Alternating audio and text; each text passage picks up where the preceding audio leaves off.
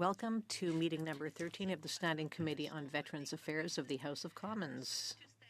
1082 and the motion adopted by the committee on September 18, 2025. The committee is resuming its study on suicide prevention among veterans.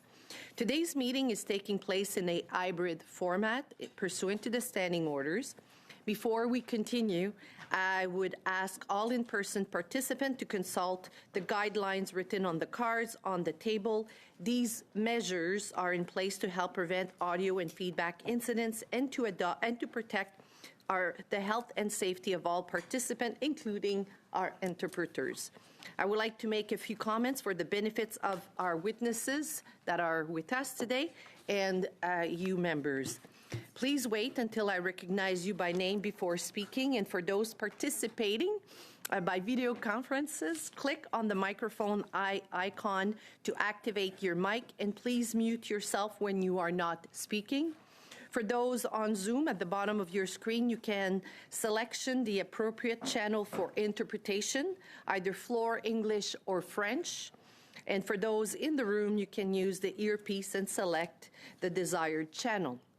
A reminder that all comments should be addressed through the chair. For members in the room, if you wish to speak, please raise your hand. For those on Zoom, please use the raised hand function. The committee clerk and myself will do our best to maintain the speaking order, and we thank you for your patience and your understanding in this regard. I would now like to welcome our witnesses. I know you're in Australia, so first I want to say thank you very much for both of you. We have Professor Ben Wandam, Flinders University, and the Director of Open Door, Improving the Well-Being of Veterans, Public Safety Personnel and their families with us. And from the Government of Australia's Department of Veterans Affairs, Professor Jonathan Lane, Chief Psychiatrist. Thank you for being with us again, and we will start by giving each of you approximately 5 minutes to present your opening remarks. The rest of the hour will be dedicated to a question and answer session with the members of the committee. So I would like to start by Professor Wandam. I would invite you to start for 5 minutes. Thank you very much.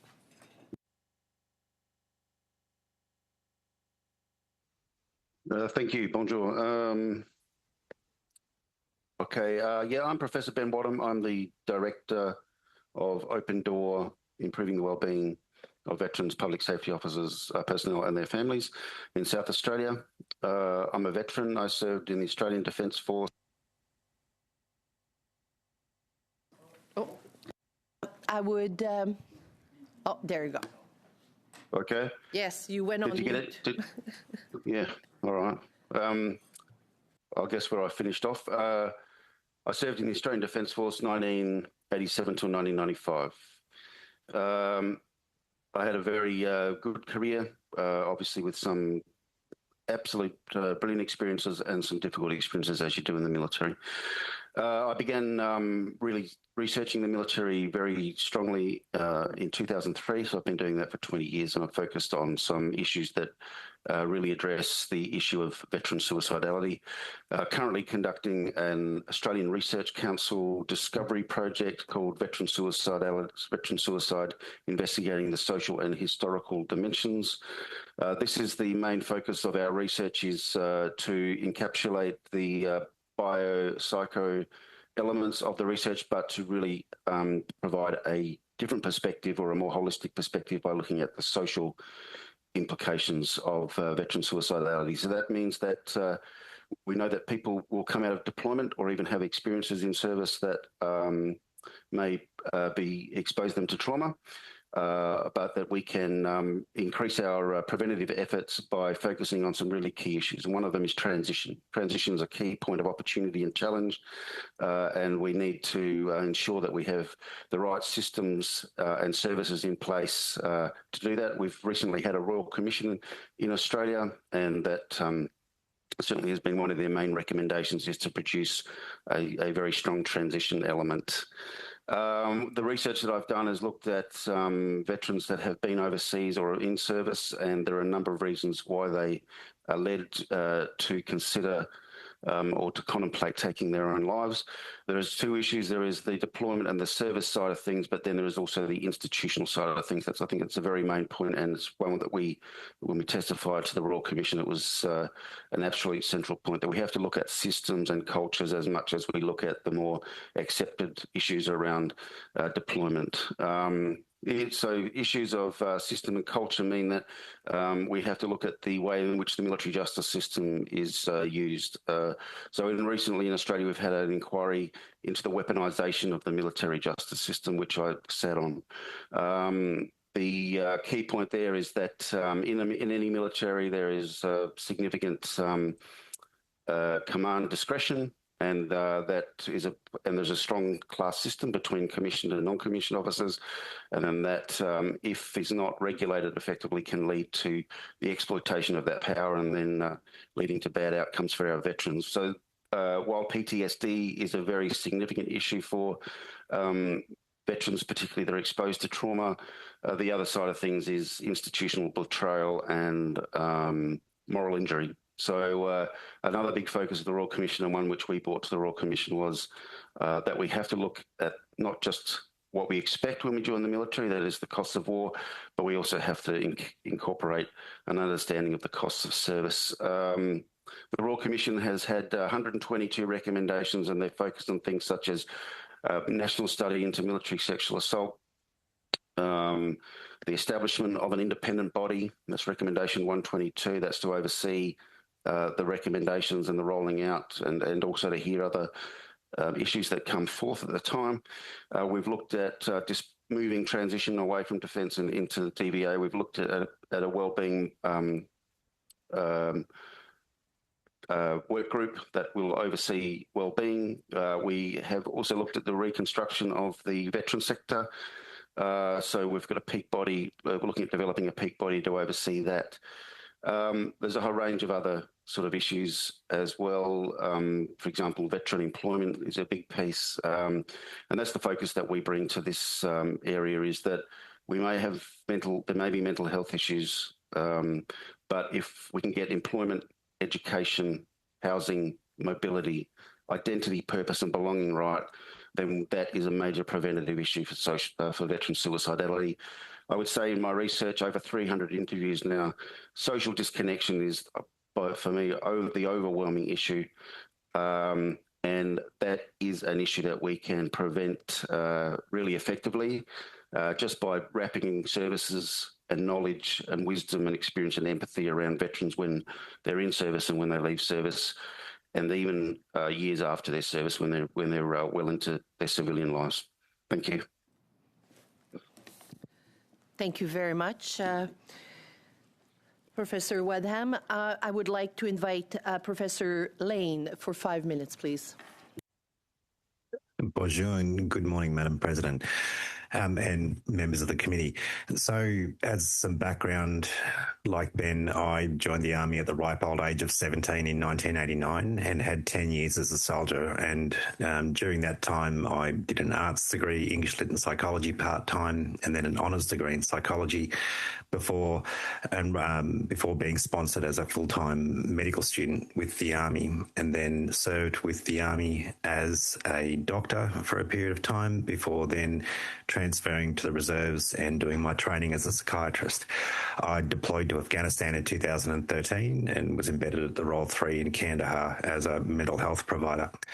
After finishing my fellowship, I completed a PhD looking at culturally specific transdiagnostic and peer-led programs for military veterans and emergency services personnel. And this, along with my other clinical work, ended up being involved in the Royal Commission into Veteran Suicide, the same as Ben, and eventually I started working with our Veterans Affairs Department. And last year last year in July, the Secretary, Alison Frame, created the position of Chief Psychiatrist, and I was appointed to that. My work, in my clinical work, and my history and engagement as a soldier and then as a doctor and then as a psychiatrist, I've had to be deeply involved in suicide and suicidality because it's so commonly associated with mental health problems. But as Ben identified, there are also a number of other factors when we look at this particular population group, and service culture, cultural conditioning, and service identity are key factors that need to be addressed. And as Ben also identified, those become vulnerabilities either when service systems and processes are weaponized, and this also includes military sexual abuse, but then when the person themselves transitions out and how they navigate that process, which is actually a transition of identity, a transition of community, and a transition of culture, along with needing to find some new sense of purpose and meaning. And this can be particularly difficult when the person has mental health concerns or other physical injuries and wounds and things like that. My work in the department around suicide and suicidality has come from a number of different positions. And this is primarily because as a psychiatrist, obviously mental health and suicide is not an uncommon thing. And that was something I saw firsthand in my uniform service as well. When we're talking about suicide, we absolutely need to talk at the individual level, but we also need to include community, as Ben identified, and then services and processes from the government and from the wider health systems themselves. Suicide itself, like in Australia, for example, our Australian Institute of Health and Welfare has been collecting our suicide data for defence and the veterans community since 2017, and the figures for 2023 were 78 serving and ex-serving members who unfortunately died by suicide. And this is actually lower than it has been in previous years, and the numbers have been trending down, which does suggest that we're doing something good. But the problem with these numbers, even though that's, a high figure, is that they're actually relatively low. And suicide in general is really significantly complex and very nuanced in terms of what happens when, how, and why in particular. And, the data that we've seen from Australia shows that up to 70% of people who do end up dying by suicide aren't actually engaged in our Veterans Affairs system at all. And so whilst it's really important to have veteran-friendly services, we also need to ensure that services in the wider system, both in the public and the private system, are engaged in things as well too. One of the things I'm very proud to say that I've been working on and with is our department's National Suicide Prevention Plan, and this was being developed in conjunction with the National Suicide Prevention Office for Australia and their plan as well.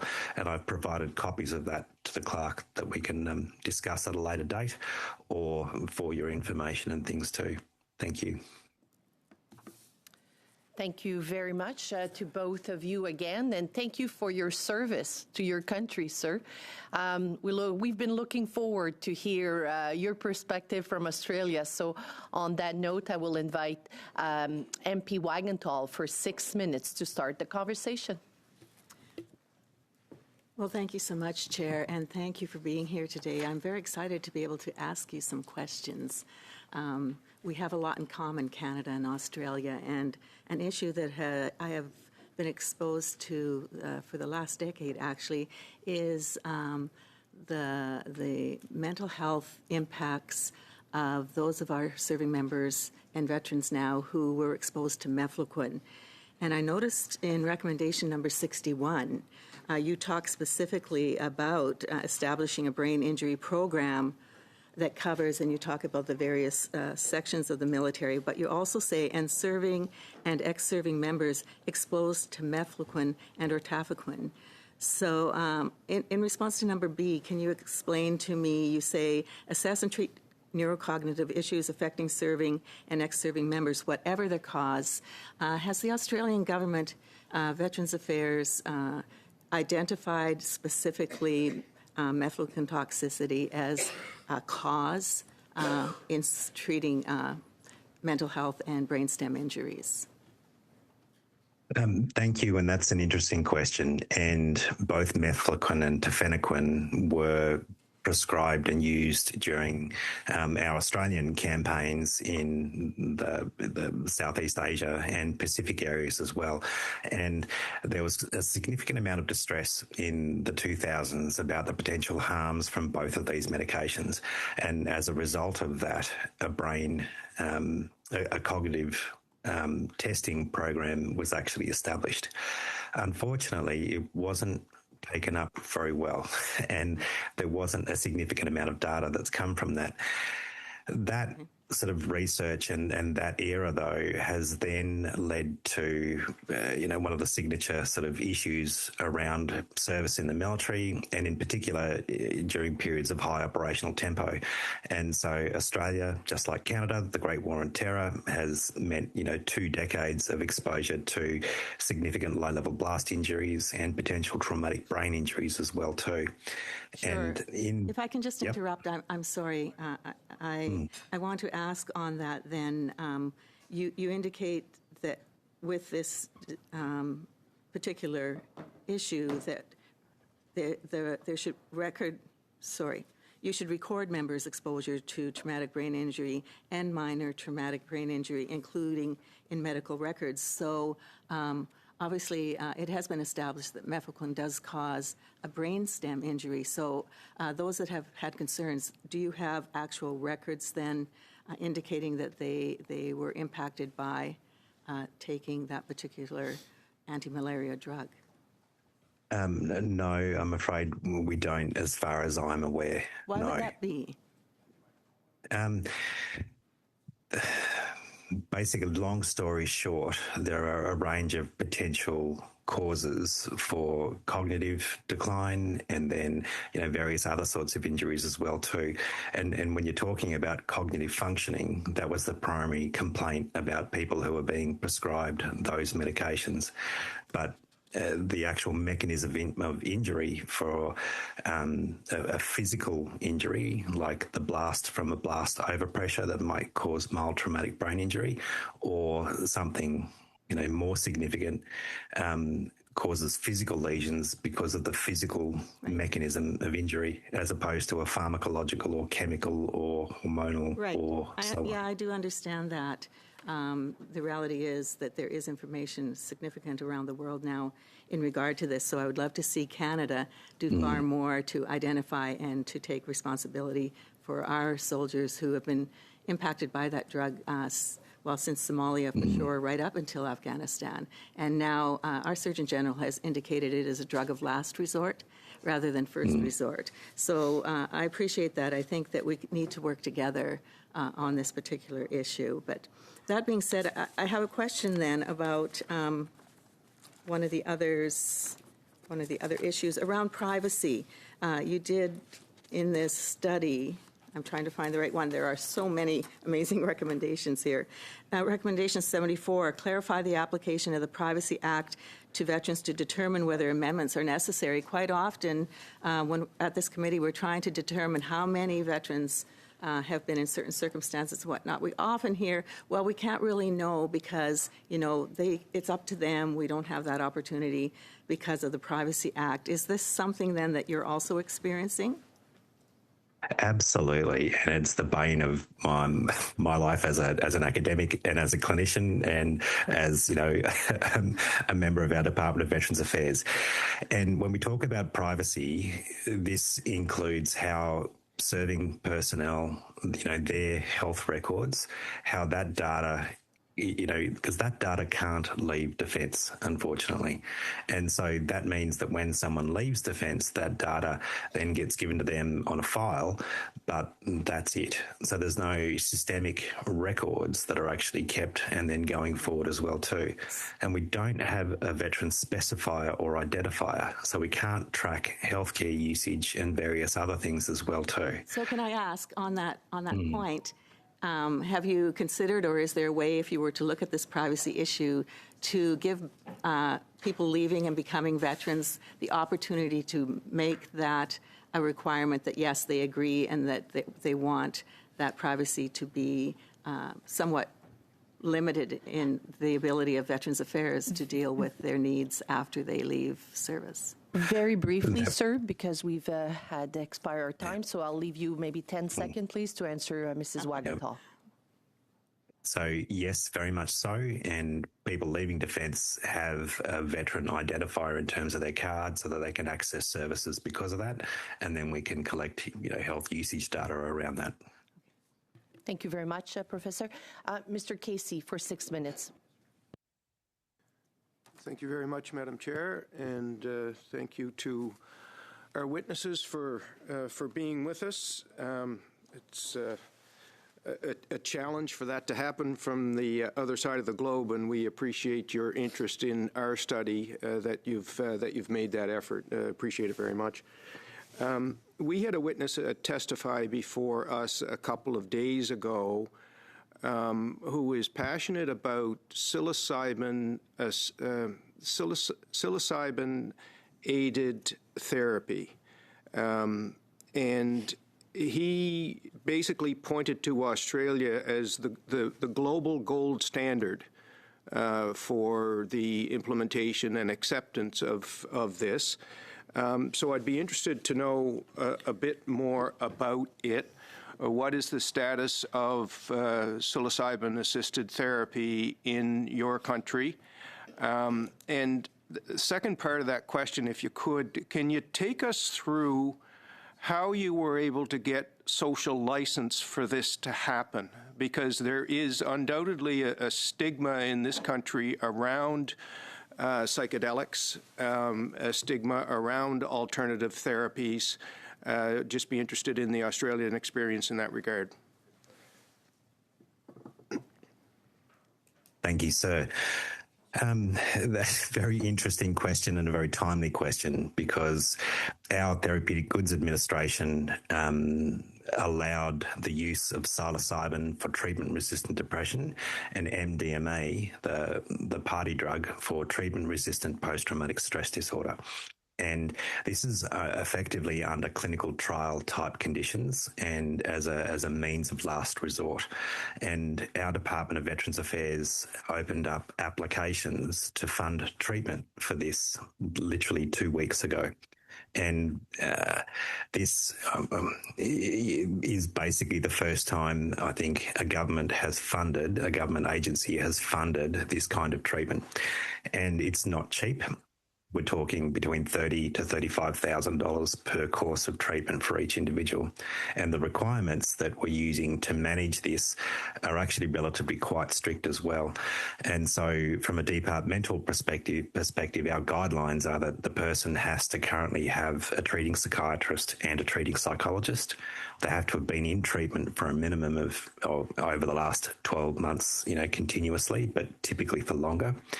That they have tried other therapies and that there is evidence that there've been an effective duration at an effective dose for the psychological therapies and the pharmacotherapies, and that they're not using other medications. And in particular, those medications, psychoactives, so we'd consider medicinal cannabis and ketamine being the two primary ones that would be disallowed while someone is undergoing these sorts of therapies. The evidence isn't where the public would like it to be, unfortunately. And as clinicians and as, talking about treatments that are publicly funded, they are significantly expensive, and the body of evidence isn't necessarily there to say that they actually work to the standard that people would like them to work. And you can see this from, the applications through the Federal Drug Administration in the US, and the fact that still hasn't gained traction in the US in that particular way. So this is an early intervention and an early form of experiment, and we're requiring quite significant outcome evidence to be able to, demonstrate whether this is going to be effective over the longer term, and therefore that it would continue to be funded. Thank you very much. Professor Wadham, in your opening remarks, you talked about moving transition from defense to Veterans Affairs. Quite interested to hear the rationale behind that and the challenges that led up to arriving at that solution. Sure, and I'll just say that John might be able to fill in a bit more of the departmental side of that. Look, we've recognised that transition has been a challenge probably for a very long time, but particularly during the last 10 to 12 years, there's been a lot of government activity around understanding transition. We had the Constant Battle Report in 2016 that really honed in on that subject matter due to some veterans that had taken their lives. There is a challenge, I guess, broadly about what are the interests of defence in being the key piece in veteran transition. And one of the narratives that comes out is around defence is focused on retention and serving those that are serving. And so the belief then is that they don't have all the interests in the right place to be actually leading transition. Out of the Constant Battle Report, there was the development of the I'm forgetting the name of the acronym now, but a departmental transition body. Do you remember what they were called, John? Joint Transition Authority. Yeah, JTA. Yeah. That's it. Yeah. Now that had a shelf life of maybe 5 to 6 years, but it wasn't achieving the outcomes that we thought of, that we were looking at. There are a range of issues that we need to consider in transition. One of them is thinking about transition well before you leave. Another one is about sharing of information between Defence and DVA. So we have something in Australia. We have a card system in Australia, the white, orange, and gold cards. So part of that discussion was about trying to get veterans at least onto their white card and their claims sorted before they left. Another focus of transition is RPL, or credit transfer. So that's understanding the skills and experiences of veterans in different roles in the military. And obviously they're a little bit more difficult when you're in a combat corps to translate those skills when you get out into Civvy Street. But obviously, if you can recognise those skills and then find a pathway of education and employment in transition, then that's a better outcome than not being able to achieve that translation. So Australia is doing a lot of work in that. We've got the Department of Veterans Affairs has established a 3-round RPL process to try and get universities and post-secondary institutions to be able to facilitate that RPL. Mr. I sincerely apologize. Just out of respect for all our members, I'm going to have to interrupt this wonderful trend of thoughts. Keep this for next round, sir. On that note, now I will advise you that Madame Gaudreau will be asking her question in French. So please make sure that you have the right setting, and she will speak for 6 minutes asking you questions. Merci beaucoup, Madame la Présidente, et n'hésitez pas. Thank you very much, Madam Chair.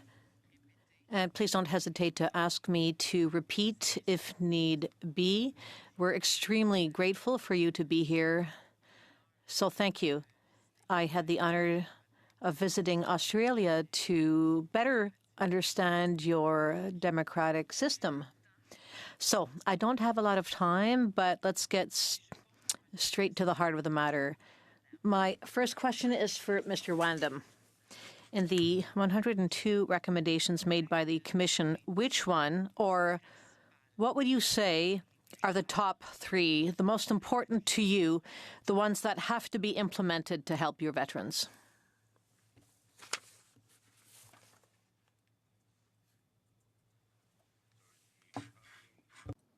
I think the fundamental, and I think this is agreed in Australia, is that the most important recommendation is recommendation 122.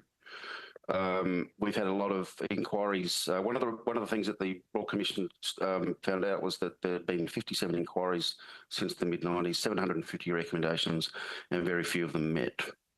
We have a cycle in Australia, which I don't think is dissimilar to Canada, where we have an incident, an inquiry, a report, and then silence. That's what is also called as a policy graveyard. In 2005, after 10 years of deliberating on military justice, we recommended that there should be an independent body to oversee redresses of grievance and some other issues like that, because the fundamental point here is that defence is all militaries are insular, inward-looking institutions that are somewhat sceptical of taking outside advice. So the argument goes straight away, and we look very strongly at the Canadian system to say, how do we create an independent mechanism of scrutiny? Recommendation 122 is an attempt to achieve that independent mechanism of scrutiny. And then what it will do is look at how the recommendations are rolling out, and any more cases that come up. It won't have prosecutorial powers, but it will have the ability to refer. I believe John can correct me on that. The other key recommendation, I think, is the call for a national study on military sexual assault. My research has personally led the way on this in Australia. We've got multiple publications and a few books on this subject matter. This one has been very, very hard, very intractable, very difficult to move. Can't even begin to tell you the history of it, but at the moment what we need to do is what we have in Australia is we have a class action. That's something that Canada has done in the past, and we also have begun to change the language away from sexual misconduct to really naming what it is, and that's sexual violence. So I think they're the two top ones. There are a bunch of other ones that are really important. Probably the other one that's important is the transition piece. J'imagine, Madam Chair, I don't have the 122 recommendations here, but I'm sure we can get them. Now, my next question is for Professor Lane. My God, you have an incredible life experience as a soldier, doctor, chief psychiatrist. I'm sure that we will benefit greatly from your advice, from your knowledge. And if there's anything else you can add following our meeting, I would invite you to send us anything you have, because it'll certainly help to bolster our report and our recommendations. So, 78 service members who actually died by suicide are 78 too many. I'm pleased to see that since 2007 you've collected data, and I imagine that certainly provided a lot of information. Now, I'm interested in your national suicide, your institute, your report, and when you will get it. Thank you. That report, the plan, has actually been released, and I have actually sent that to the clerk. So in the interest of saving your time, the clerk has copies of the suicide prevention plan and the implementation plan to go along with it as well. Just to touch on what Ben said, I think that personally, for me, the most important thing is an independent body that collects data and oversees both suicide and suicide attempts and completed suicides, both from the serving community and from the veteran community. Because as Ben said, service cultures, service organisations and government departments can be quite opaque and, protective and secret by definition and by operation.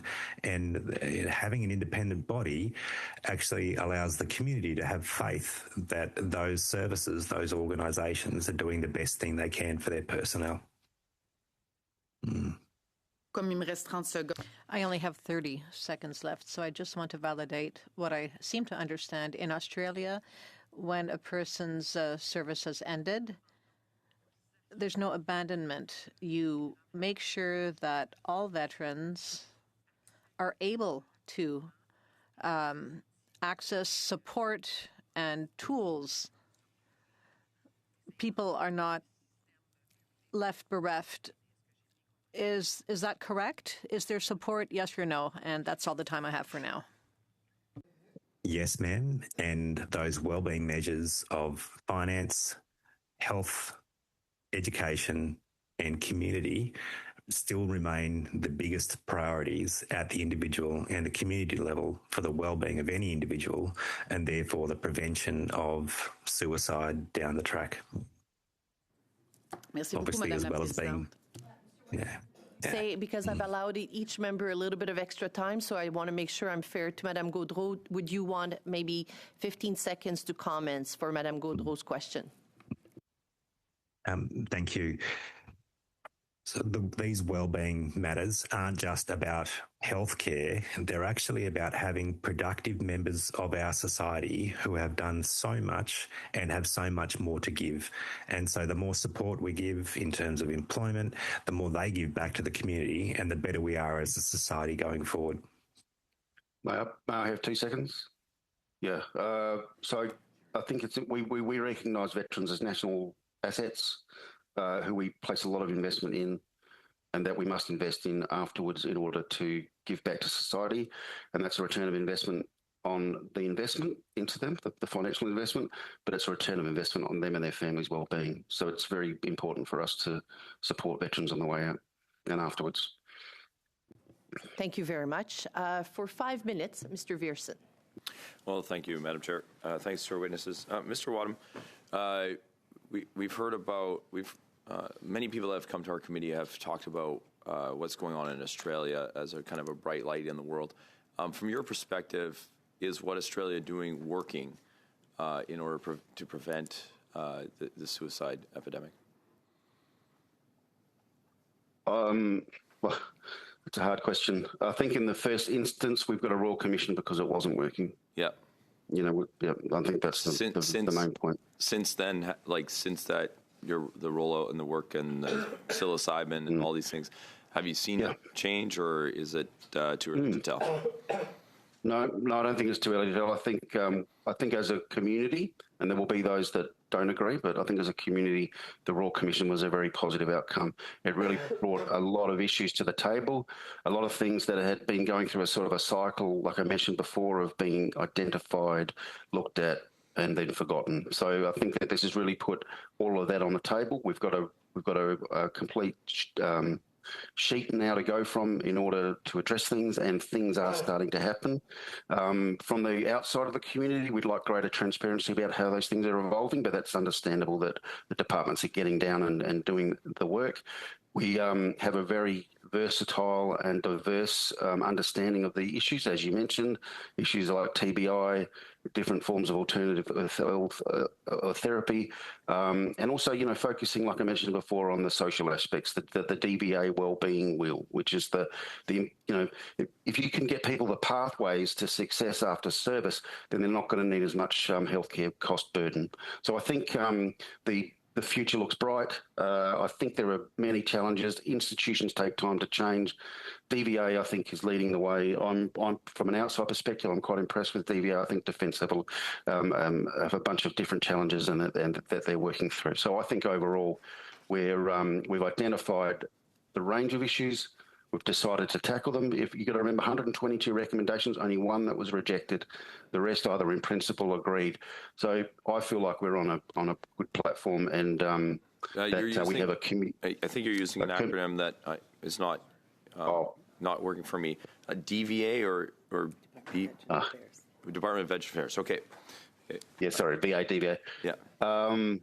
Yeah, so I think we've identified the issues. I think we've got a strong sense of consensus, and I think that we're moving forward, and I'm positive about the future. Okay, one of the challenges that we hear about is that every meeting we get a new group in front of us with a new solution, and it feels like our department is like, well, we have this one track to go through, or you have to be aligned with this particular organization in order to get funding. I imagine it was a similar problem in Australia. Have you been able to capture the kind of the range of different methods that work for different people?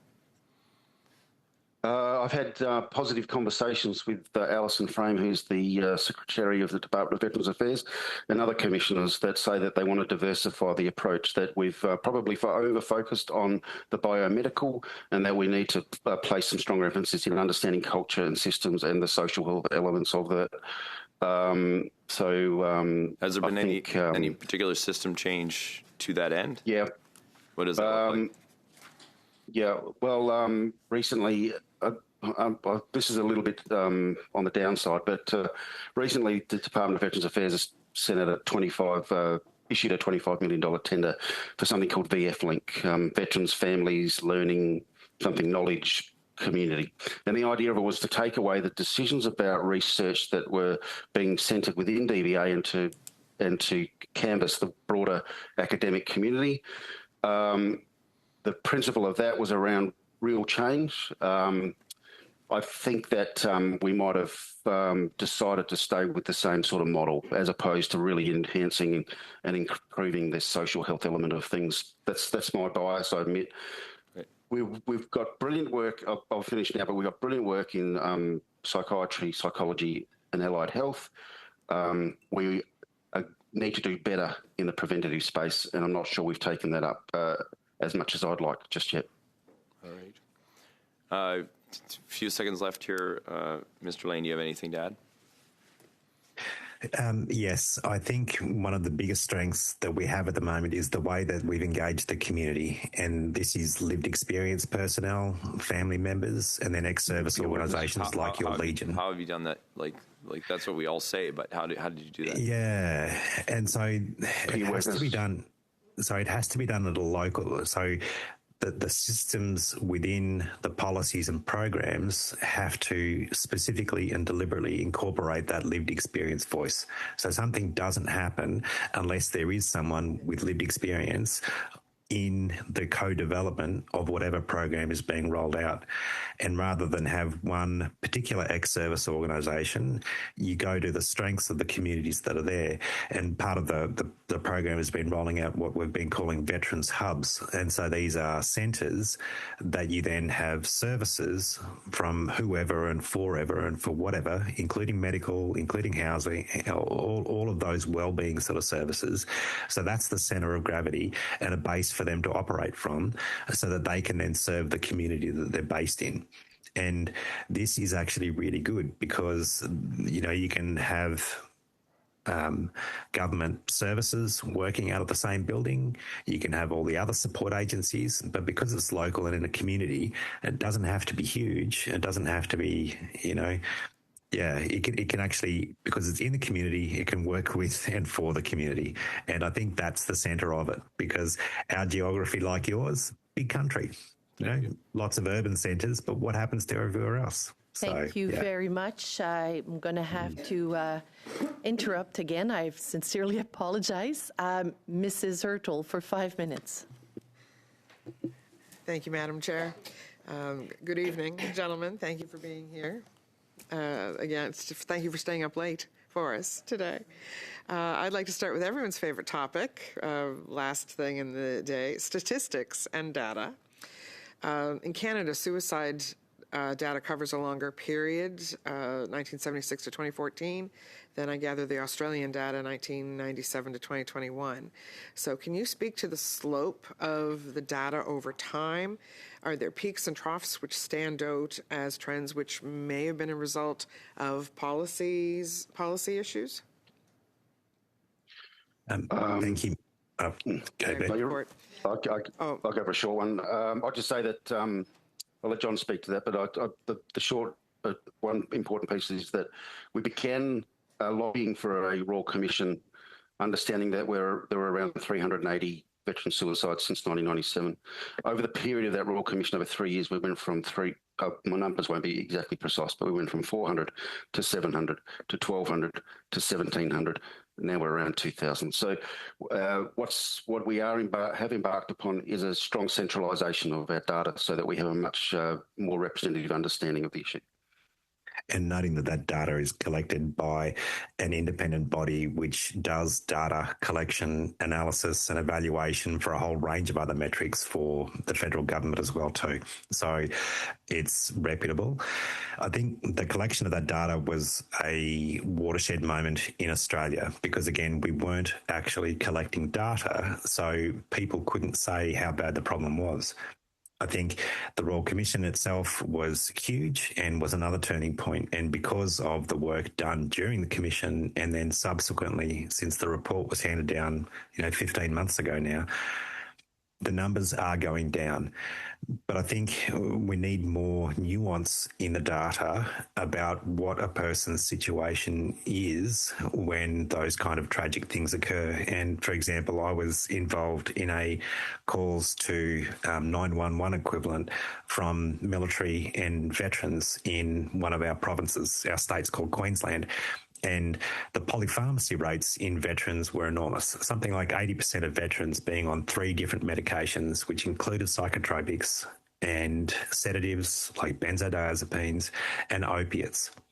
And these kind of drugs, and then we're now seeing more along the lines of the same with medicinal cannabis, make people impulsive and disinhibited and then more likely to do something quite risky at a specific moment, which massively increases the risk of a negative outcome for them.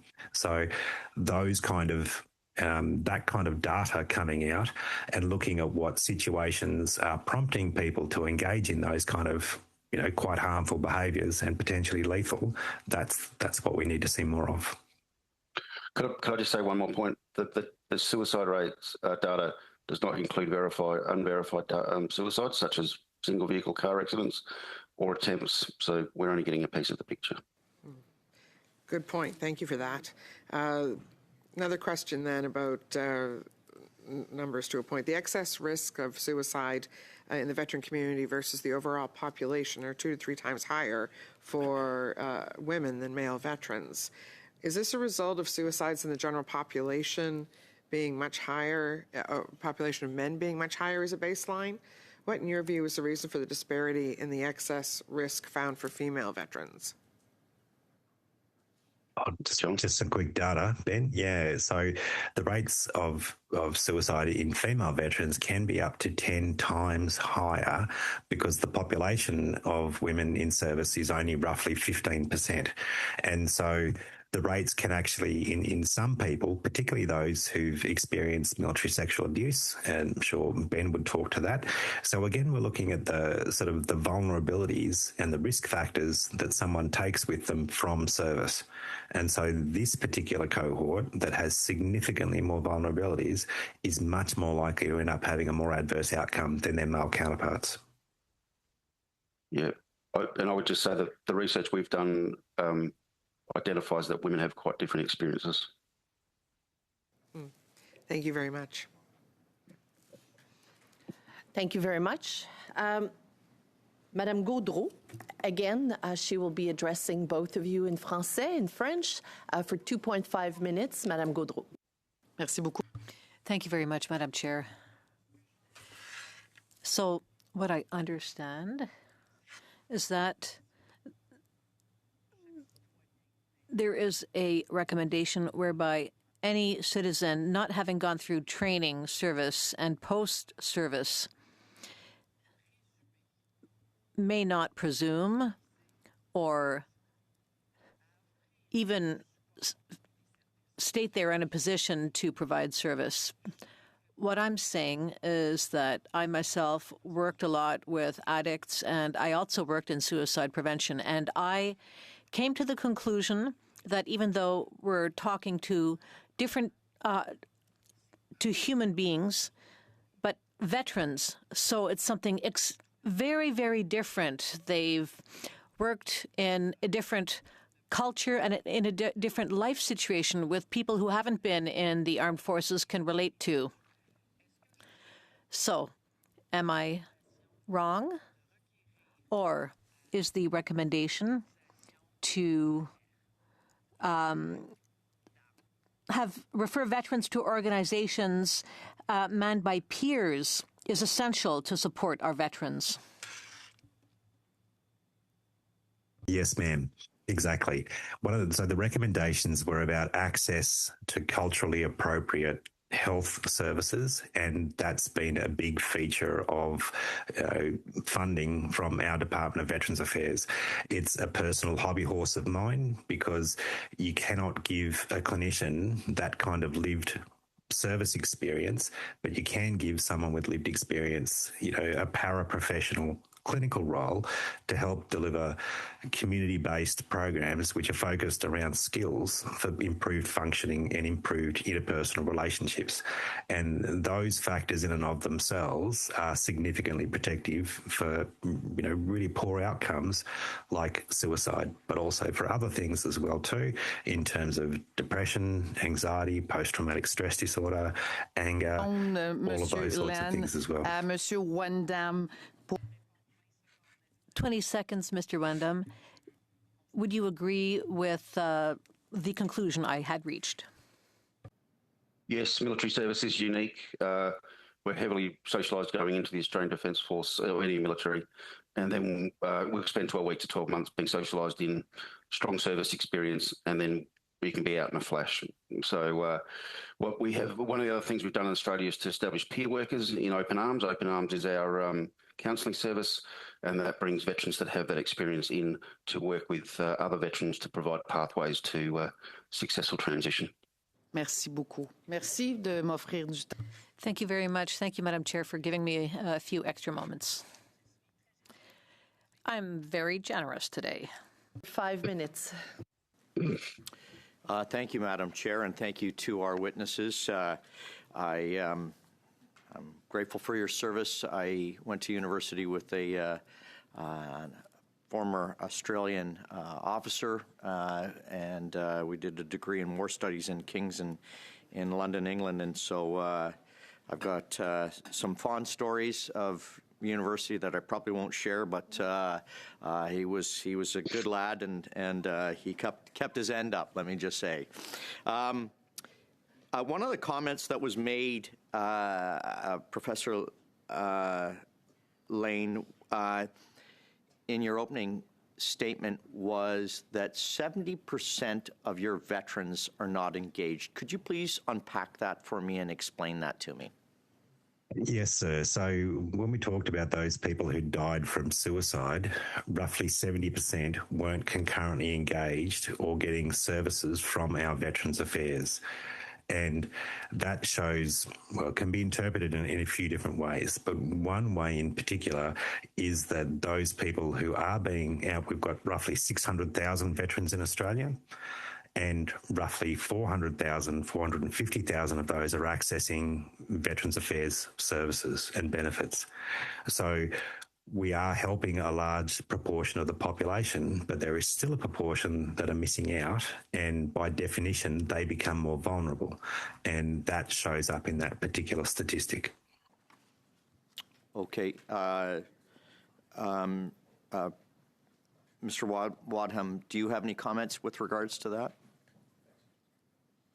I think we understand that in service, identity, service and belonging, that's a bit of a maxim, is generally rock solid.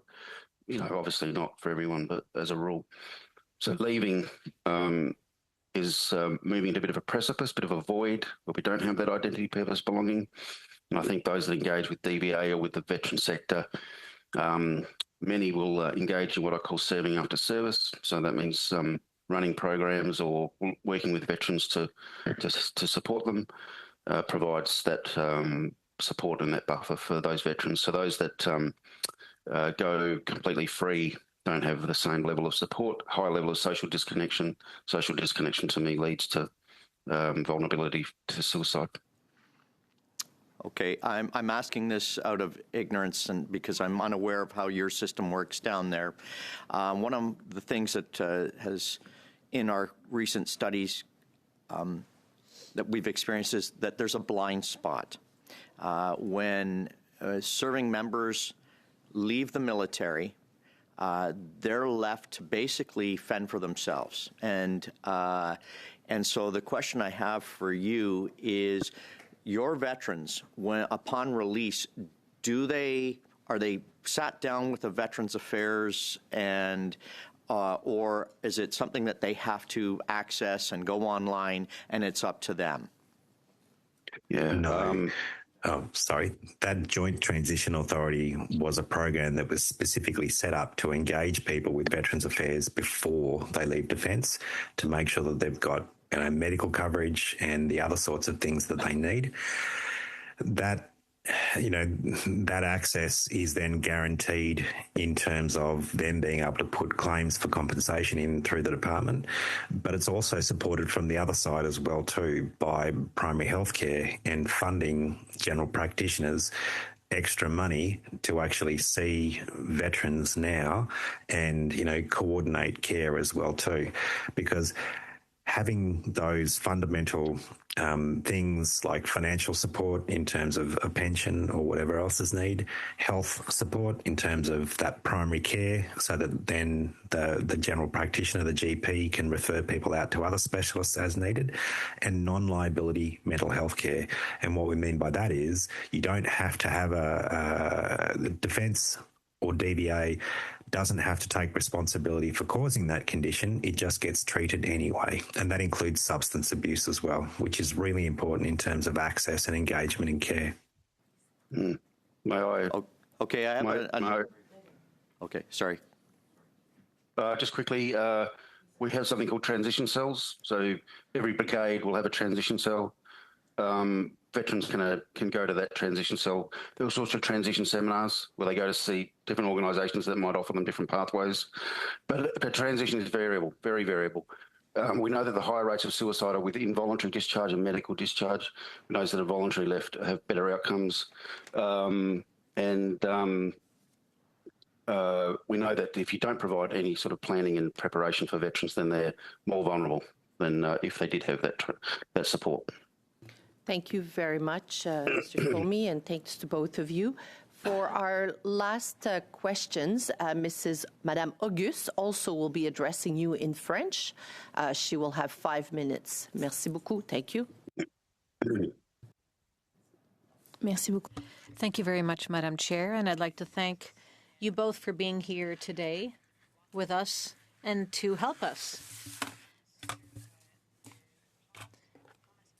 I would like to come back to the National Suicide Prevention Plan you talked about a little earlier. In Australia, how exactly does that work? And what were the outcomes, especially outcomes with veterans? And I can't really talk to the outcomes with veterans, given that the strategy was only released a few weeks ago. But as I said, that document has been provided. But to talk to it very briefly, wellbeing underpinning the individual and the community, and driven by policy as well, and then policy and services at the government level. Because when we think about suicide, it's not just about how it happens, when it happens, who it happens to, and all of those sorts of things. It needs to be actually taken from a systemic perspective that actually talks about the individual, the community that they've come from, and the services that they engage with, and then the agencies that support those services through policies and various things as well. So prevention being a primary focus in terms of early help seeking, reduction of stigma, so early access to care, and again, this was discussed, but military competency and training, not just in service-related things, but in suicide and suicidality for healthcare providers, but actually members of the community as well. Then we talk about intervention and aftercare, and then postvention as well too, because what happens after someone has suicided is that bereavement can impact up to 134 other people in their immediate community. This is family, this is friends, this is various other things. That unfortunately can have a ripple effect, and we need to be dealing with the grief response that suicide has caused, and family members, community members, individuals, workplaces, all the other sorts of things need to have access to those resources and tools as well. This relies on a number of critical enablers, but governance, embedded lived experience, available and translated evidence, which we talked about before, and then actually having a capable and integrated workforce to actually deliver those programs that we've been talking about before. That's kind of what we're talking about in a nutshell. Merci beaucoup. Thank you very much. And to follow up on what you said about community, we here heard from several people who said they like being surrounded by peers who have served in the forces as support when they leave the armed forces. Can you tell us a little bit, both of you,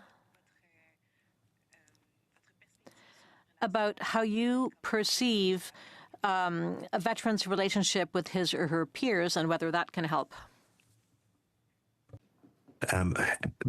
Both Ben and I have done a lot of work on this and, look very, very strongly upon the need for that lived experience and that lived expertise because of the nature of service and then the shared understanding of values, expected behaviours and shared experiences and all of those sorts of things as well too. And when we talk about community, that's part of what we're talking about because an individual should be able to go to effectively a mini community in whatever part of an organisation or, wherever geographically that they are. And it's then up to different organisations and services to help that person fit into that particular community. And novel ways that it can be done include things like adaptive sports, and Canada hosted the games this year as well too. And I was the archery coach for our Australian team from 2017 to 2022. And so things like adaptive sports are a massive way of getting people into an adjacent community that also tends to attract a lot of veterans as well too. And so those are things that are outside government, outside, various things that people might think of, but that actually work really well too. Yeah, we have a very strong veteran sector. Recent study showed there are about 4,000 different charities that were attempting to address veteran needs. Obviously, only about a small percentage of that are core organisations. I mentioned before the idea of serving after service. One of the things that's been good about, or really interesting about the study we're doing on veteran suicidality in Australia, we have a partner in the US. Well, we're not getting the same comparative from the US because of the guns that are used in the US, a high fatality. In Australia, we have a high survivor rate, so that's what we're doing is we're talking to those men and women and working out not just what took them to the brink, but what brought them back. And serving after service is a key piece, and engagement in the veteran sector is a key piece. Yeah. It's a key piece in the post-vention space as well too, and this is what we talk about when we talk about education and various other things too. Thank you very much to both of you. I would like, on behalf of our committee, and I know it's a late night in Australia, thank you very much for taking the time to share your expertise and your experience with us. Again, thank you for your service, both of you, to your country. And on this note, I will be suspending for allowing our other witnesses to come. Again, thank you very much. Thank you very much, Madam President and members of the committee. Panel. I wanted to say thanks to our witnesses who are here in person and in video conference. We have as individual Mrs. Amanda Hatcher, here in person, retired Corporal Minky. He's the host, Operation Tango Romeo Trauma Recovery Podcast for military veterans, first responders, and their families.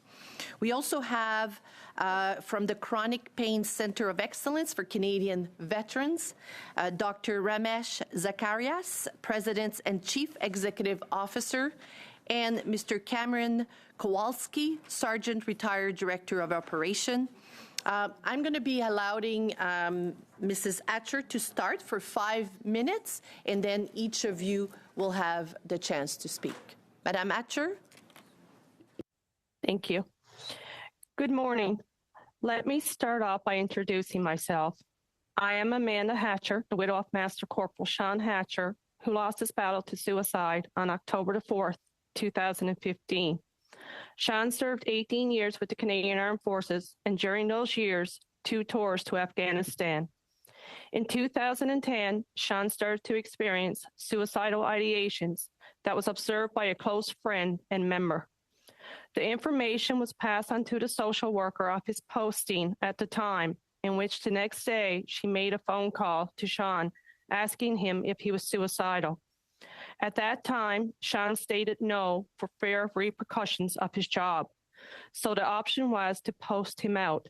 Case closed. In February 2014, while we were posted to Gander, Newfoundland, Sean attempted suicide and spent 10 days in the intensive care unit of the local hospital. Upon discharge, there was no follow-up from the hospital psychiatrist, but he was told to go home and live normal. What exactly is living normal when a member is dealing with mental health issues? However, I made a call to the Employee Assistance Program where I was able to get both Sean and myself in for a total of 6 sessions. 6 hours in which we were informed that the program was not equipped to handle suicidal members, the first of many failures within the system. Sean suffered depression, anxiety, and at that time, undiagnosed PTSD. Not only was Sean battling his demons, but as his wife, I was going through the battle behind closed doors. Sean was monitored by the base physician at the time for only depression, who would turn to me for suggestions as my background was in nursing. While I was his wife, more pressure was added as I would monitor him with his medications, his mental illness, and whatever was necessary to get through the days, all the while wondering if he would attempt suicide again, as the risk was there. At no time during the suicide attempt of 2014 was Sean referred or received mental health treatments from Veterans Affairs, nor did it go on to screening for Cold Lake, another failure. Fast forward to Cold Lake, Alberta on October the 3rd, 2015, Sean attempted suicide for the second time. We had just arrived to Cold Lake August the 31st. He was transferred from Cold Lake Hospital to the Royal Alexandra in Edmonton, where he passed on October the 4th, with myself and our daughter back in Cold Lake.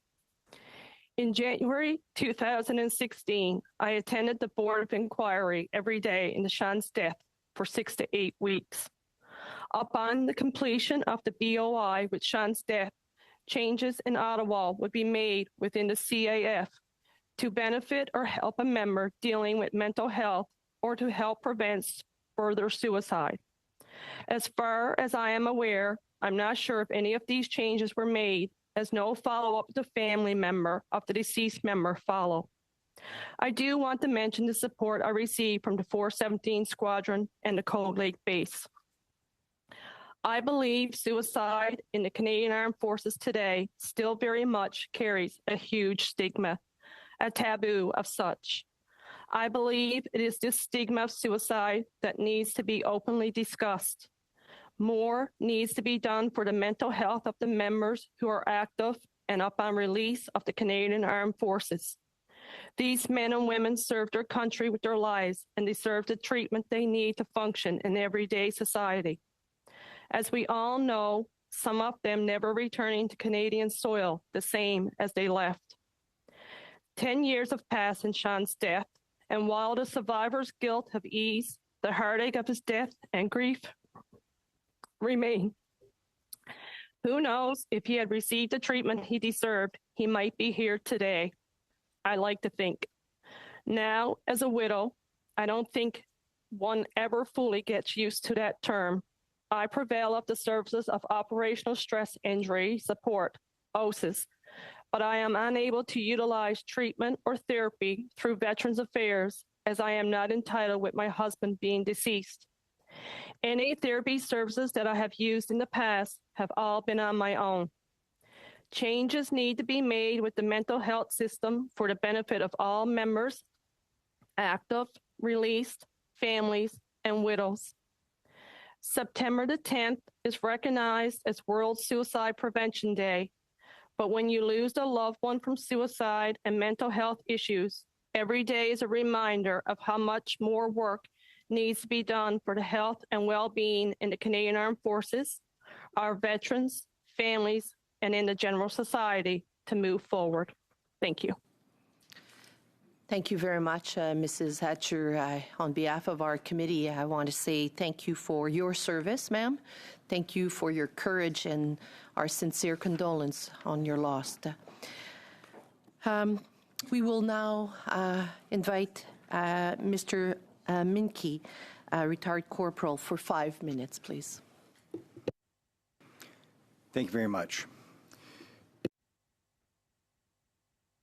The frustrating part about being here today for me is that I have solutions. I am completely confident that if I had a magic wand and could implement what I need to implement, we could drastically reduce veteran suicide. We could cut it in half today.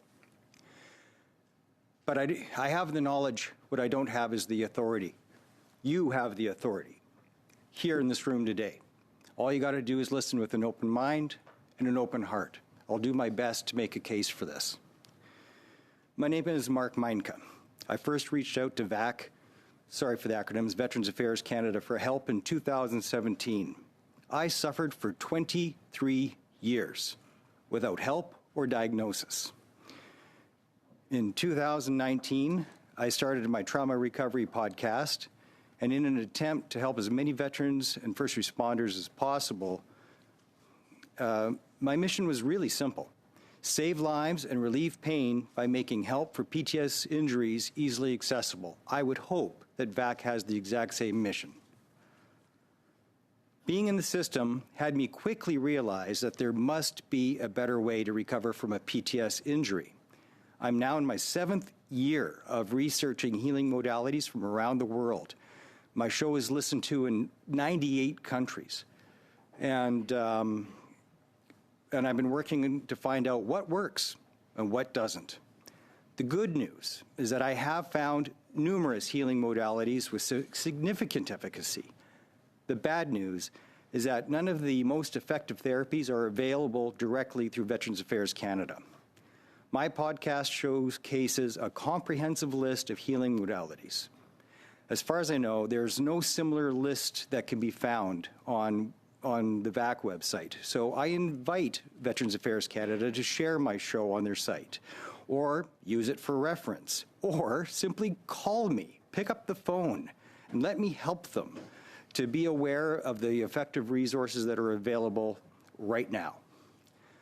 Numerous Conservative members of Parliament have joined me on my show to discuss veterans issues, and some of them even consult me on these issues. Unfortunately, I have not yet had a response from the numerous invitations that I've put out to other members of other parties, which is odd because I'm not partisan. I don't care what party anybody's with. So my door remains open to members of Parliament from all parties. If they would like my help in reforming Veterans Affairs, just ask. I'm here. I only care about helping the veteran community. That's all. A PTSI, post-traumatic stress injury, is not a weakness, nor is it a choice. And nobody is immune from being injured by it. Whether the injury is a PTSI, traumatic brain injury, CTE, concussion, make it simple. It's brain damage. That's the bottom line. It's all brain damage. The symptoms of any of these injuries are nearly identical, which is a problem with diagnosis, because the symptoms are just about the same in all of them, including mefloquine poisoning, and can be completely debilitating. I lost my first marriage, my business collapsed, I went bankrupt, my house was foreclosed on, all because of undiagnosed, untreated post-traumatic stress injury. Living with intrusive,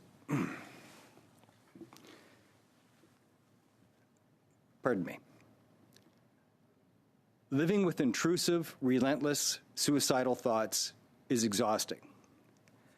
Being jolted out of my sleep by hyper-intense nightmares 2 to 3 times a night, devastating. The help offered by Veterans Affairs did not improve my condition. Instead, it made it so much worse. When the thoughts of suicide became more and more dominating, I told my OSI, that's the Operational Stress Injury Clinic, that's what we're provided with, that my assigned therapist, I told her, I'm concerned. I was worried that I was getting closer and closer to the proverbial cliff. And I was concerned that it wouldn't take much for me to be pushed off of that cliff. I told her.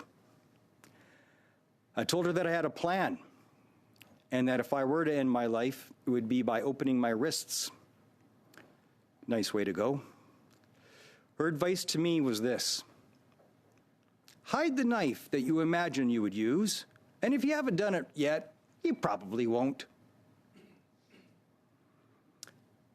This is an example of sanctuary trauma. The one person who I was turning to for help, that I was vulnerable with, that I had the courage to tell her where I was at and what was happening to me, the one person did not catch me when I was falling. She failed the trust test, and I never returned to that clinic. After 3 months after that conversation, I attempted suicide.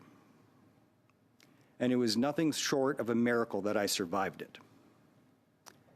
After feeling betrayed by the OSI clinic, I took responsibility for my own healing.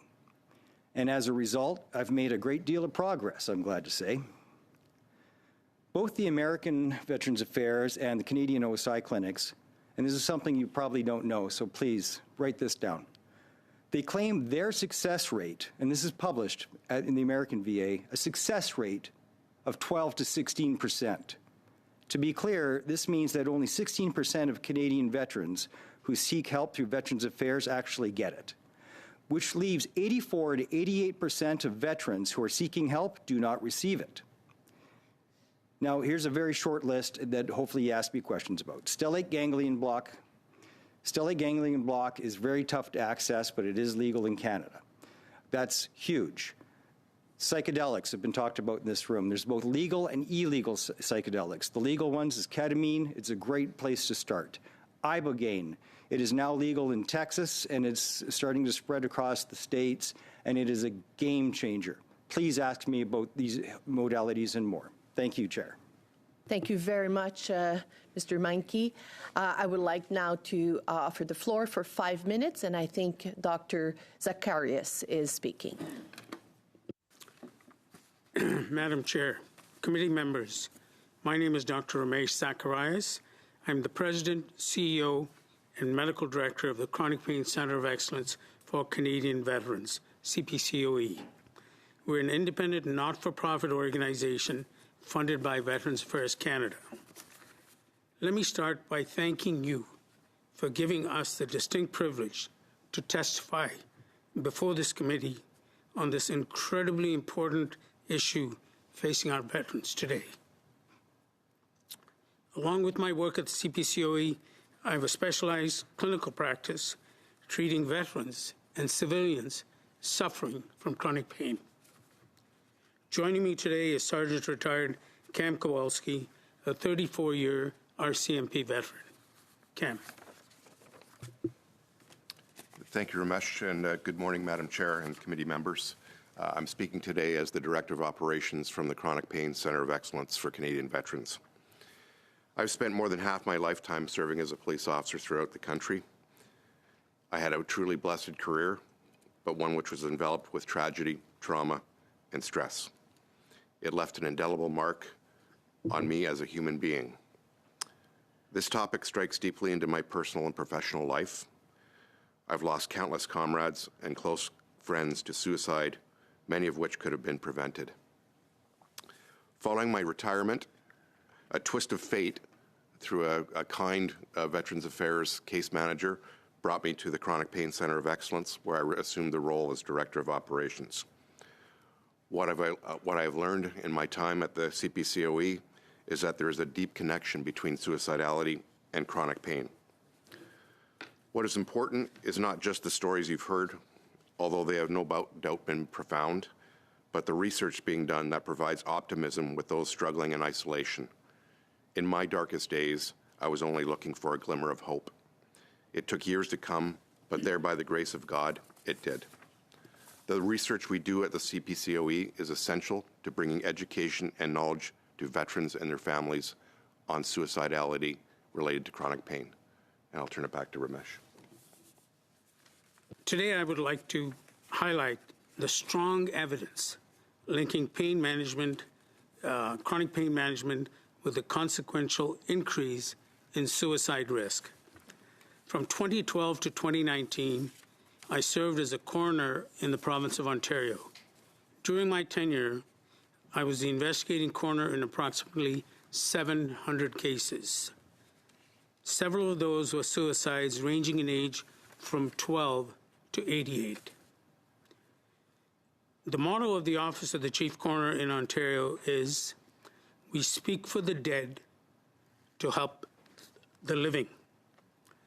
We need to give a voice to those who are silent today. Suicide is a complex public health issue. The processes underlying suicide risk are still not well understood.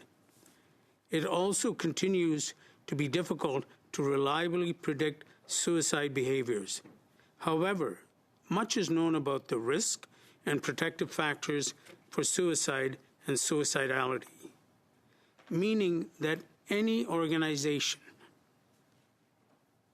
with a duty of care must do everything in its power to recognize and mitigate the risks that its members may be exposed to. An abstract from the Journal of Pain in November 2023 states, "Living with chronic pain has been identified as a significant risk factor in suicide. Qualitative and cross-sectional studies have reported an association between mental defeat and behavior in patients with chronic pain, resulting in suicidal thoughts. Recent data indicates that male veterans are about 1.4 times more likely, and sadly, female veterans are about twice as likely to die by suicide compared to the general population. Chronic pain and physical ill health significantly increases suicide risk. Timely, evidence-based interdisciplinary pain management can assist in reducing that risk. I recently presented at an open forum with 3 veterans, including Sergeant Kowalski and 2 CAF veterans. The 2 CAF veterans who suffered from service-related disabling chronic pain and PTSD shared their stories of how they had seriously contemplated suicide before engaging in an interdisciplinary pain management program. There is strong evidence in the literature that treating chronic pain can and will reduce the suicide risk in Canadian male and female veterans. We need to keep hope alive. It is time for all of us to speak for the dead, to help the living. Thank you, and we're now happy to answer any questions. Thank you very much. And again, thank you for your service. We will start our rounds with 6 minutes for Mr. Richards. First of all, thank you to all of you for being here. Thank you, to our veterans for your service to our country. In particular, thanks to Mark and Amanda for your courage in sharing your personal stories with us to help make sure that others don't have to go through what you've gone through. And also to our other witnesses, thank you for what you do to help to serve our veteran community. I'm going to start with you, Mark. You mentioned in your podcast, which you've been doing for a number of years now, focused on trauma recovery. So the question I have for you is, what would you say is the biggest barrier to trauma recovery amongst veterans in Canada? Probably stigma, which is a lot better today than it was 5 years ago. Stigma and access. So Veterans Affairs Canada has some decent programs and benefits, but try to get to them. It is a gauntlet. So this is why I consider it predatory. It's like horrible on purpose. One of the symptoms of a post-traumatic stress injury, and I'm hoping that we can somehow legally change the name of PTSD to PTSI. It's actually a big deal because it is a neurological injury. You can see it in a brain scan. But Veterans Affairs Canada makes you jump through flaming hoops of fire and dance on a meat grinder before you get the programs. Like the benefits that I received, what the 5 years it took me to get them, holy smokes. Most people, because they hear the stories, they don't even try because they're instantly overwhelmed. And that's a very, very, very common symptom because emotional regulation is the overall issue with a stress injury because your neurology is fried. You're on 10 all the time because you've just had too many fight or flights, so the throttle gets stuck on full. So you're always on, if you have a problem, kill it mode. And that's no way to live. But when you're already at 8 or 9 out of 10 for anxiety, and then here's 47 steps and 500 questions to answer, you just say no before you even start. So that's why we use service officers. Without the service officers, Blake, I wouldn't have benefits, and almost nobody would have benefits without service officers. And I hear that kind of story way too often. It's either a service officer or a fellow veteran that happens to tell them how to find some way to navigate through the system from their own terrible experiences. We had, you were in the room, I saw you in the room during the previous panel here. In the Australian example, they mentioned the idea of the fact that they have some of those services available, the mental health services and other things, on a non-liability basis. Basically, what they're saying is that they're not requiring that there be all these hoops to be jumped through to prove that it's related to service. They're just there to help the veteran. If we were to adopt a model like that, would that make a big difference? Any bureaucratic barriers that you can get rid of will save lives. Okay. Just to get into my VAC account. Can I? Sorry, I'm sorry. Apologies. I don't know how much time I have. Okay, so I'd like to move to a different topic because I've only got 2 minutes before I'll get cut off here. But I think you've given us a pretty good indication there. I know that you've talked to veterans. In fact, I know you were also one of the ones that helped Christine Gauthier, who was one of the veterans who's been acknowledged as having been offered medical assistance in dying and had it pushed on her. I know you've spoken to others who, I've heard it on your show. How many veterans are you aware of who've had MAID pushed on them by Veterans Affairs? And how many caseworkers are involved in that? So thank you so much for asking that. Last week, the week before, Honorable Mr. Casey made a statement in reply to the veterans that there was only one caseworker. He was quite adamant about it, but I hopefully can offer some information that shows that can't possibly be true. So David Baltzer is the most recent one that came forward on my show. He was offered in December 23rd of 2019. His veteran service officer was male. Now, when I was here the first time, that veteran service officer, who I can give you the first name if I'm allowed to do that, female.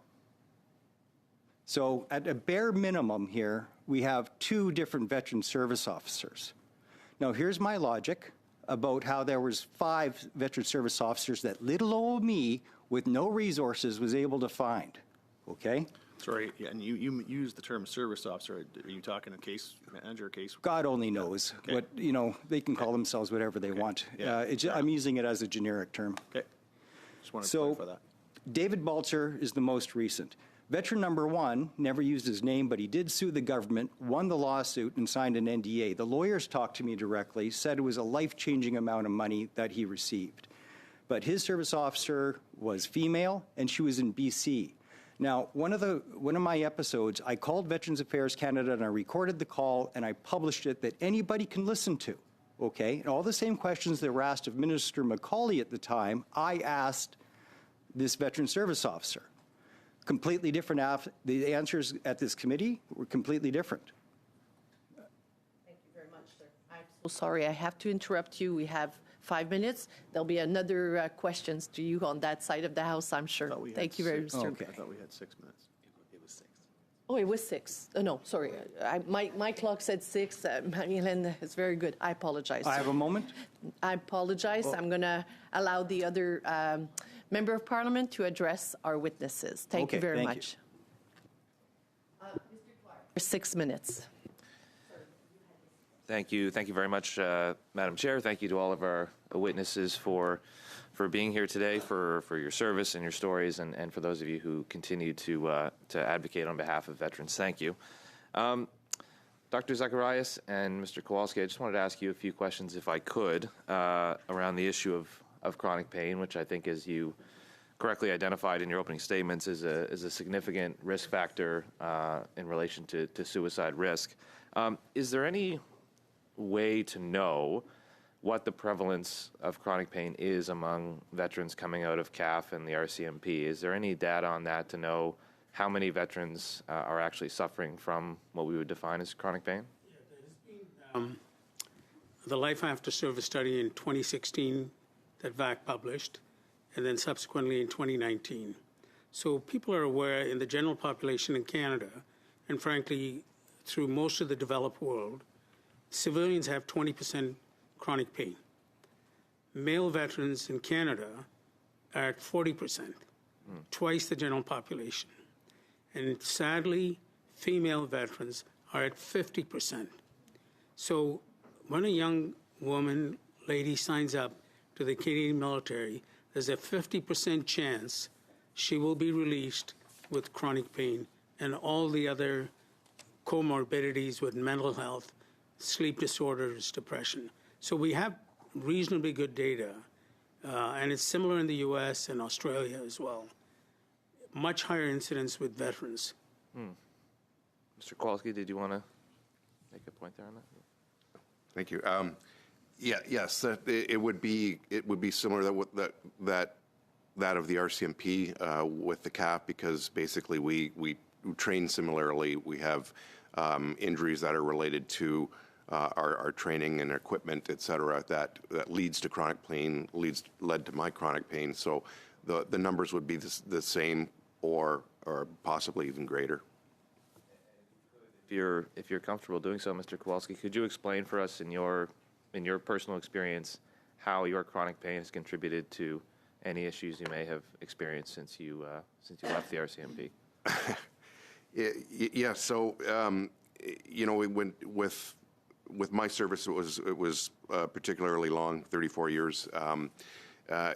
The equipment, I can relate it to a bunch of different factors, but mainly the equipment and the wear and tear of daily operational requirements of wearing 16 to 18 pounds of equipment, which is your use of force options, et cetera, around your waist, your vest that you wear for protection. Again, there's 1 or 2 more pounds. Your standing, sitting, marching, doing all of these sorts of things, but you're also, arresting people that don't want to be arrested. So the wear and tear is daily, but you have to remember that you also wear the equipment 12 hours a day, 4 days a week, for 30 plus years. Everything weighs down. So in my particular case, I have osteoarthritis in my neck, in my back, in both knees, my feet. I have to have my hip replaced. So these are all related to injuries that I've suffered from my particular chosen vocation. And that doesn't even include the mental health struggles that I had as a result of what I did and what I saw and who I interacted with. Thank you. Thank you for sharing that. And Dr. Zacharias, if you could, you touched on it in your opening statement as well, that if chronic pain, and based on what you said earlier, obviously it's a significant problem with a huge percentage of veterans, of male and female veterans experiencing this, that if it's treated effectively, it could be a significant reduction in suicide risk. Is there a way to quantify that reduction in risk, and how do you assess successful treatment, I guess, would be the question. Yeah, so we have, the clinic I work in celebrated its 50th anniversary 2 years ago. So over the last 30 years, they've been collecting data of both civilians and veterans who come through our program. And we published data, we presented it, international conferences. What's interesting is civilians do well, veterans do better. And the reason being is it's part of their DNA that got them into trouble, and it's their DNA that gets them out of trouble. Because they're very committed. If you tell them this is what they have to do. One of the CAF veterans who I presented with was one of my patients. When I saw him first in 2017, he couldn't walk 6 minutes. Today he has bicycled 120,000 kilometers. Wow. Takes vacations with his kids that he never dreamt he could have. And it's been a long journey. Does he have times when he slips? Still does. Still does. But he would tell you and testified before that audience that he was very close to committing suicide. And this was the hope that he got. Because when you can't sleep and you're having trouble with PTSD and with pain, there's not a lot of hope in your life. And so, sadly, too many of them take that course. Yeah. Do I have any time or? Okay. That's okay. Thank you. Thank you. My glasses. Thank you very much, Mr. Clark. Now, so for our witnesses, Madame Gaudreau will speak in French, so just make sure that from a language you have it in English. Okay? Madame Gaudreau, pour 6 minutes. Merci beaucoup. Thank you very much. Well, I'm actually remembering things now as an MP. I mean, we all have life experience, and MPs have collective experiences, and when we go through things, we have to make an effort. I put on a uniform for several hours. I'm a pretty fit person, and I realized how heavy this uniform was. It was even suffocating, and I couldn't even make it through the day. So I'm looking at you, Mr. Kowalski. You're a sturdy man. Are uniforms and the equipment, are they adapted to women's bodies? That's a complicated answer to that question, but recently, yes, and this is across the board. This applies to not only the RCMP but the CAF members as well. Is the equipment was not designed, the training was not designed for female members. It was put into place for male members. The equipment was designed for male members, and this is dating way back. I'm not suggesting it dating back to 1873 for the March West for the RCMP, but it certainly was. They adapted the equipment to fit the female body and all of the equipment that was required for them to perform the duties that we perform with the CAF and the RCMP. So you can understand that there would be challenges and there would be problems that, as a result of ill-fitting equipment, that. Je vous arrête là parce que je me dis. Sorry, I'm going to stop you there because all of the female service members who went to Afghanistan, for instance, did not have the appropriate equipment for their bodies. So really, we have not done well by women. I hope that's changed. So what are we doing about chronic pain? You've just talked about this. You said that this chronic pain undermines us in every way, and at a certain point, we just can't take it anymore. Is that what you're saying, Dr. Zachariah? Thank you for the question. I'll recall a female veteran from just outside Ottawa who I treated about 5 years ago. She was probably 5'1". She was an outstanding scuba diver and did training for CAF. And she decided during her service she wanted to be a rescue person. So she was sent to North Bay, where she was given equipment, and the tanks were hitting the back of her calf throughout her service. So she ended up having chronic pain, complications in both lower legs, because those tanks were, and the vest was designed for men, not for a 5-foot female. So could it have been avoided? Probably. Are they doing a better job today? I don't know, because she had I saw her 5 years ago, but that was clearly an equipment that was faulty for her. It was not adjusted for height. And there's been evidence about shoulder injuries with female veterans because of the height of what they have to work on the aircraft. So I think people are more sensitive today, but so much more needs to be done. These are people who sacrificed for us. The least we can do is give them equipment. And frankly, we have a moral obligation to treat them when they have suffered. Merci beaucoup. J'ose dire, en tant que parlementaire, là, on est des... Thank you very much. Well, as parliamentarians, we're very aware, and we really want to work hard to change things. Ask any MP in the chamber, and everyone will say they want to do the best for their fellow citizens. So at issue here is political will. And you are helping us move in the right direction. But ultimately, decisions are made at the very top, because when we hear about the percentages of people who actually get treatment, 16% were relieved, but everybody else, some people get money, and it makes us feel better because I'm sure that many of us are having trouble sleeping and things have to change.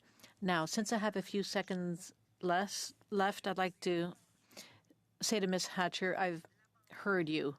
I heard that you felt abandoned as soon as you became a widow. So please tell me whether I've understood you correctly. You felt abandoned right after your spouse took his own life. Is that right? Thank you. I want to reiterate, I had great support from the 417 Squadron in Cold Lake and the whole base.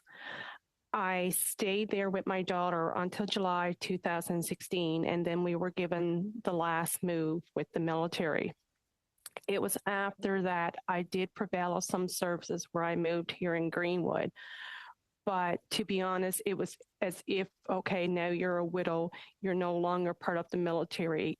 So I received my late husband's pension, Canada pension at the time.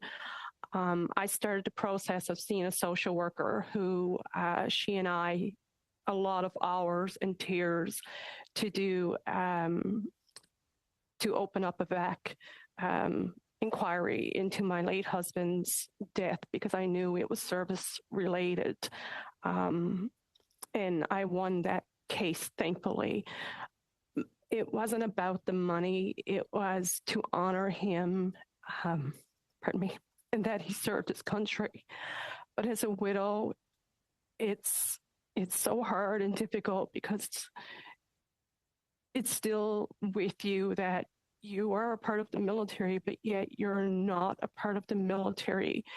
And to be honest, even this year, forgive me for saying this, but I just didn't attend a Remembrance Day ceremony because it's so hard, it's so devastating, especially even sometimes hearing the bugle play. It brings you back to that moment. It's been a challenge when dealing with Veterans Affairs, as of course, being a widow, we don't have case managers or a service rep. I do still deal with OSIS from Edmonton for personal reasons. And the lady that I deal with, OSIS, I have to commend, she has been excellent. She has been a great support. But it's still, as a widow, you are, I don't want to say forgotten, because I still have so many friends that are in the Canadian Armed Forces and ones that have now released. And I still consider those a part of our family.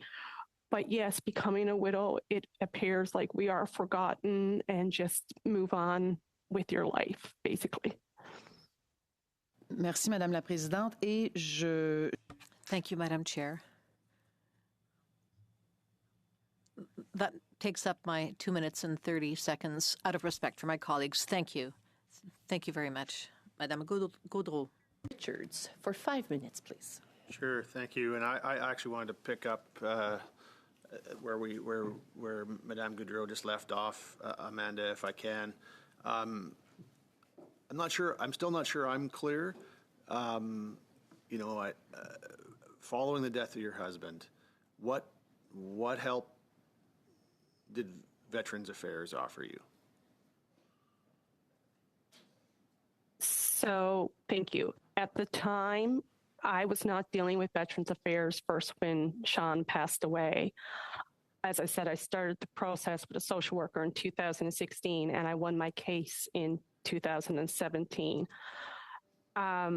Honestly, there's not been a great deal of support as a widow through Veterans Affairs. There's no mental health as, when you lose someone through suicide, it's a lasting impact. I always say I spent 18 years in nursing and 6 years, if you want to say, as a paramedic EMA, and nothing prepared me in those two occupations for the death of my husband through suicide. Even now, it's a challenge when, as a widow, we call Veterans Affairs. You call the 1-800 number, and every time you call, you may get someone who's really good, and then the other times, and I don't want to be rude in saying this, but you may not, and it's like basic information, and they're not equipped to handle widows and the situations that we are going through as a widow. So they're not skilled to deal with the situations that we are experiencing as a widow. And we don't have case managers as widows. That's what I was just going to ask you. Wouldn't it make more sense for you to have someone dedicated to deal with, so that you wouldn't have to take the chance that you might get the right person that understands what you're going through, or that you might not have to retell the story of what you've dealt with over and over again? Would that not make more sense? Thank you. It would definitely make more sense, but that, unfortunately, it's not the way it happens. I could call Veterans Affairs today and speak to a lady. Tomorrow, I could call Veterans Affairs and speak to a gentleman. And what the lady told me today versus what the gentleman might tell me tomorrow would be two different, if you could say, stories. And so you get off the phone and you're more confused than when you called in the first time, because it's not the same information given to you, but it may be the same question you're asking, but you're getting 2-3 different responses. So it's more confusing. So I guess it would be fair to say that you would identify with what Mr. Menke described in his comments about all the hoops that he had to jump through. Like, ultimately, there is programs that exist, it sounds like, but getting to them is almost impossible. Would that be your experience as well? Definitely. I can definitely understand what he is saying. I just know when Sean was alive, he dealt with Veterans Affairs for a shoulder injury. And I can recall at times when he would call Veterans Affairs for something, I'm saying, so minor, I guess, compared to mental health, jumping through hoops. But I've definitely felt as a widow when I've called Veterans Affairs many hoops and no satisfaction many times. Okay, so I've got a question, I guess that would be both for you and for Mark. What recommendations would you make in terms of how Veterans Affairs should improve that experience that, in your case as a widow, in Mark, in your case as a veteran? How could Veterans Affairs improve that experience so that you're not having to jump through all those hoops? Whoever would like to go first is. Okay, thank you. I'll go first. I didn't know who was going to speak. Personally speaking, I think as a widow, as far as I know, there are no policies with Veterans Affairs for widows. They're not equipped to handle us. And so that could be a major change in the system, because I understand when a veteran calls, they're a veteran, they were a military member, but my member is now deceased. And so when I call, getting 10, 12 different people every time you call contributes to the frustration. So I think as soon as we, as a widow, are prevailing of Veterans Affairs Services, maybe it would be a good thing to assign us a case manager, maybe even in this, like our home province. I was told I had I don't think it's called case manager, service worker in Halifax, and no disrespect, it was a gentleman. I was told we were supposed to receive 4 phone calls a year, basically like a check-in. I did not even know I had this gentleman assigned to me. So when I was told this by another gentleman, then I was told, well, he's off on mental health leave. So now you have a lady. I then received an email from this lady saying, no, I don't have you. So it's the confusion, it's the unknown that, do better. If I can say, I was told I had this lady, now you're telling me I don't have you, so call the 1-800 number if you need anything.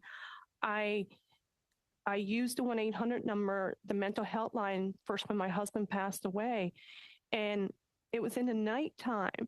And I was told, unless you're suicidal, we only take suicidal clients at night, so I don't have time to talk to you, only 15 minutes. I won't tell you some other things that I've been told because it's just too hard.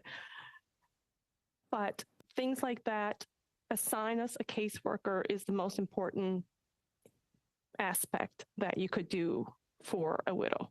Thank you. Thank you very much, Mrs. Hatcher. Mr. Menke, 30 seconds just to answer Mr. Richards' questions, please. It's a tough question. Everybody that I know that's been in the system goes through caseworkers or service officers or whatever you're going to call them like crazy. I think I went through 5 in 2 years. So I don't know what the national average is for employee retention, but I'm pretty sure at Veterans Affairs they're below that national average. So I think that's where you got to start. Find out why is it such a toxic work environment that nobody wants to work there for more than 3 months. Figure that out. Get some HR professionals, something. Figure out why do they hate working there, and what training is required to get them to do their job better, to empower them to be able to deal with us better. Because we're not easy to deal with when we're hot. We're a lot. We're a handful. And for them to not take that personally requires training. And all the hoops is what makes us hot in the first place. So being able to figure that out, the proper training, and figure out why in the world it's such a horrible workplace that it causes that staff turnover. Thank you very much, Mr. Meinke. Mr. Casey, for 5 minutes, please. Thank you, Madam Chair. I'd like to start with the witnesses from the Chronic Pain Center of Excellence. And I want to ask you a question about the present state of treatment and research in chronic pain, and then talk a bit about what's on the horizon. So if you could address that, what is the current state of research with respect to chronic pain, and what are the most effective treatments or strategies today?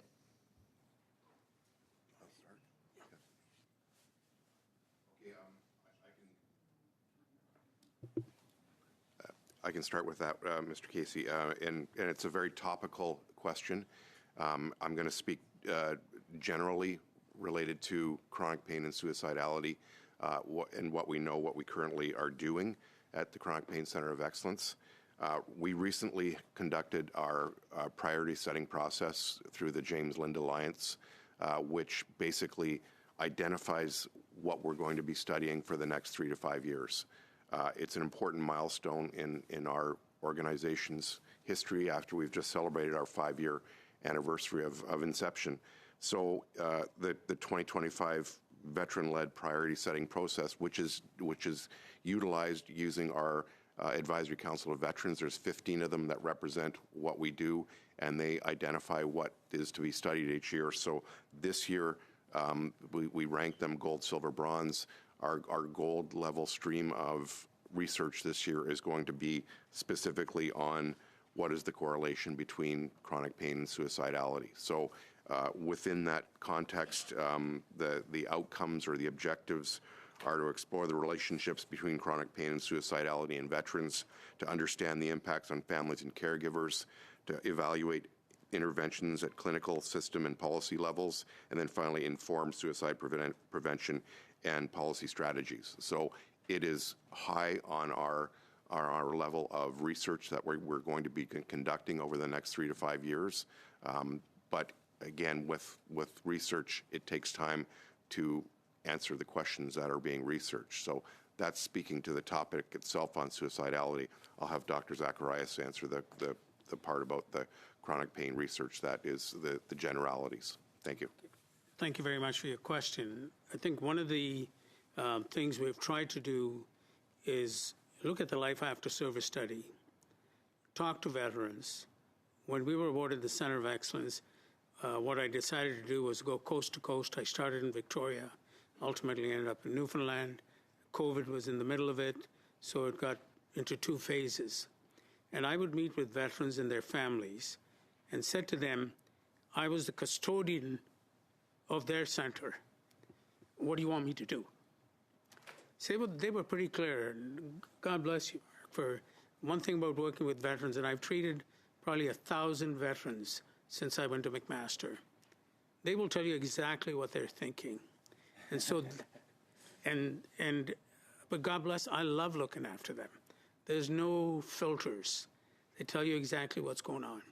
So we decided to empower them to direct us. And we created the Advisory Council of Veteran, and I think our chair testified here last month, Hélène Lesseler. They, along with their family members now, tell us what is a priority for them. So this is a priority process that's evidence-based, came out of the UK, and that's what we implement. So we looked at the ACFA report that came out in June of 2024. And so we have decided to take some of those items and fund the research around it. Most veterans get care in the public system, not from D&D, CAF. They get some care from VAC. So we're trying to raise the bar for civilian women, along with female veterans, to make their health issues a priority. And so we will be listing the 20 projects that we're going to fund over the next 3 to 5 years. So far, we've funded over 60 projects involving almost every university, but certainly every province. And we make one criteria. We will not fund you unless you have a veteran co-PI. So you get evidence from the people you're trying to serve, as opposed to you telling them what they need. So it has been a incredible journey for us, and I learned from the Veteran Advisory Council. They completely decide what we're going to do in the next 5 years, and they decided for the last 5. So thank you so much for your question. Thank you very much, Mr. Casey. So this will end our round of questions. I want to say Mrs. Atcher, Mr. Meinke, Dr. Zacharias, and Mr. Kowalski, thank you very much to all of you for taking the time to come and share your stories. I want to say on behalf of this committee, thank you for your services to our country. On this, I will ask, if it pleases our member, le comité souhaite-t-il adjourner? Does the committee wish to adjourn the meeting?